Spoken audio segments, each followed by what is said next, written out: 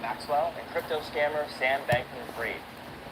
Maxwell complained about her treatment at the facility, which included round-the-clock checks in the wake of her associate Jeffrey Epstein's jail suicide. A few years ago, a week-long power outage in the dead of winter. So these reports coming in that a judge denied the second request for his bail yesterday. Let's first start there and give people kind of the backstory as to why did that happen. The process in New York is exactly the same as in North Carolina. Two parts. Is the person the likelihood to appear? Are they a flight risk? And do they have a likelihood to commit some crime, specifically a new violent crime? And then the third portion that the judge touched on in this case is, has that person in the past done some type of witness tampering? Have they attempted to try to, influence witnesses not to come forward? That's what the prosecutors argued in this case. case, and the judge totally agreed that he had a history of attempting to make individuals that were participating with the government to not participate anymore. The judge felt that there were reasons. The judge actually said there are no conditions for release that would allow this case to continue to move forward with you out in public. Back to putting Diddy on suicide watch. I mean, I learned from you today, just from talking in the newsroom, it's really not as straightforward as you might think. As the former chief magistrate, you made decisions like this. So what exactly does that process look like? In the process, when we would set conditions for release in Mecklenburg County, for instance, all of the 30-plus magistrates, determining if a person could go or leave, typically was you're setting conditions either for a secured bond, unsecured, or a written promise to appear. However, if that person at some point decided to say, you know what, in the process of them talking to you or finding out what would happen, that they wanted to kill themselves, then you were required to notify someone immediately, look, this person has made suicidal ideation or thoughts, and now we're not safe with allowing them to leave. They're going to be held here. If they made that statement during the process of intake, for instance, the sheriff's department would decide to keep them there and wait and determine, okay, now we'll put them under evaluation because they're not safe to leave, and or they may harm themselves or others. And so that process is definitely not straightforward, but there are red flags to go be sued by the situation. Well, do you think anyone makes those statements on purpose? Have you ever dealt with a situation where they intentionally do that? Maybe they don't want to be with the other inmates? I've seen that happen in the past, but I can tell you if a person makes that determination, when you are on suicide watch, first of all, to take your shoestrings. And this is because you're in this before you get admitted. So this is pre-admission, pre-classification. You're still in your regular clothes. You haven't switched into a jumpsuit. And so you still have your regular shoes. They're taking the shoestrings. They're taking anything that you could potentially harm yourself. They're taking your clothes. They're changing you into some other type of gear where you can't harm yourself. So if you were literally about to leave and you're making those types of comments, now you've just delayed yourself by maybe a few hours, if not a few days. And so that process, I've seen it happen where a person was just making kind of crazy comments. Well, you don't know if they're serious or not. And so if you're making a comment about, I am intending to harm myself, I'm going to take every situation if it's serious, and then we'll determine later that it wasn't. Now, TMZ is reporting that they spoke to Diddy's attorney, who then said that his client is not suicidal. In fact, he went on to be able to make a statement saying he's not suicidal, calling him strong, confident, and focused on his defense. So you're a defense attorney. Is that protecting your client? And the other question I have for you, if you can just address this real quick, is they put up $50 million to try and get this man out of jail, and then another $100 million on all of this. So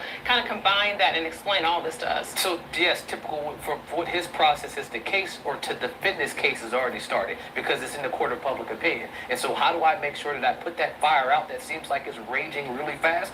I make sure I make statements that he is in sane mind, that this person is there, he's clear, he's conscious, he's aware, he's not down, he's not depressed because he know he didn't do anything. That's the statement that you're going to make. Regarding the dollar amount, the judge touched on that this was their appeal. Remember, the first judge denied it. They appealed the judge's decision to not give him conditions for release, and they said, look, we'll put up any amount you want. He has endless resources. He's not going to leave. He turned himself in, and here's an amount. We'll put $50 million up. We'll put $100,000 up to support that. But the judge, as I mentioned before, said there is no condition, no dollar amount, that no assurance that you can say that this case, the integrity of it, specifically the witnesses that will come forward to testify against you, can be safe while you're out.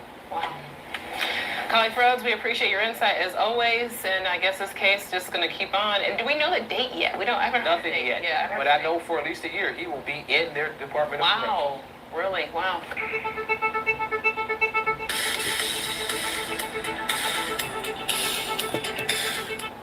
Yo, come check this out. Look, we just did over 6 figures with this high-ticket e-com store. I'm even going to go into my... Would you be interested in collecting 5-figure paychecks for a few hours of work, helping me?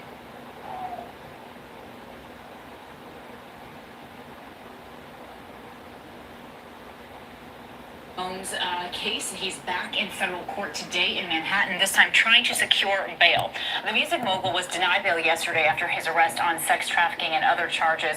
Prosecutors say that the charges stem from years of sexual abuse and threats against women. He has pleaded not guilty to those charges, and that he made that plea yesterday. I want to bring in ABC News' Alex Stone along with ABC News legal contributor and trial attorney Brian Buckmeyer for more on this. So again, we're still waiting to hear the judge's decision today because again, his defense team is trying to get him out on this $50 million bond. And Alex, it does...